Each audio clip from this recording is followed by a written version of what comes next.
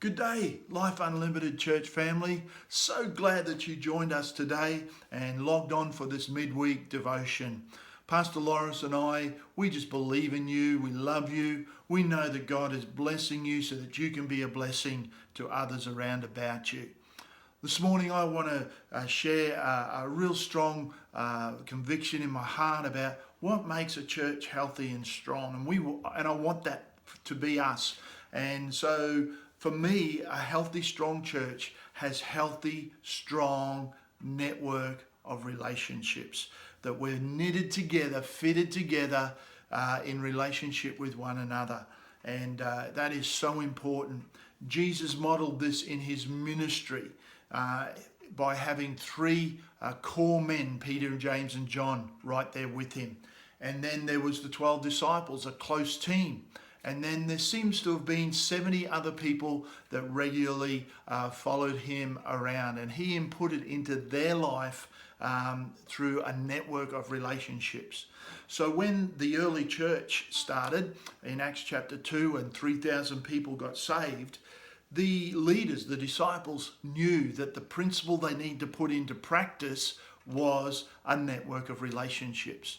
And so when we read at the end of Acts chapter 2, we see that they joined together. That's the relationship factor. And they devoted themselves to the apostles' teaching and fellowship and prayer and generosity. And it says that they then joined together or met together, relationship again, in the temple courts in large gatherings. And secondly, they met in small groups from house to house. And that was how they modeled this principle of relationship networks together that created a healthy, strong church that we read in the book of Acts. Now I want you to use your imagination for just a moment with me, and I want you to imagine that the church is beginning today. God pours out his Spirit today, 3,000 people get saved, and we're believing for that. Amen. And that was to happen right now in the midst of this season with the coronavirus, and we have the restrictions of not able to meet in large gatherings at our church on Sunday, and we have heavy restrictions on having small groups in house to house. So the model that the early church was using to put into place the principle of relationship networks is almost unable to be used right now. So what we need to be creative about, what we need to be looking for and trying to do is still put into place the principle, network of strong, healthy relationships so that we can be a strong and healthy church. And so right now, I'm asking you to be creative, to be intentional about making sure that you're in contact and in relationship with other people of part of the church family. Pick up the phone on Phone a Friend Friday. We're asking you to send in photos so people can remember your faces.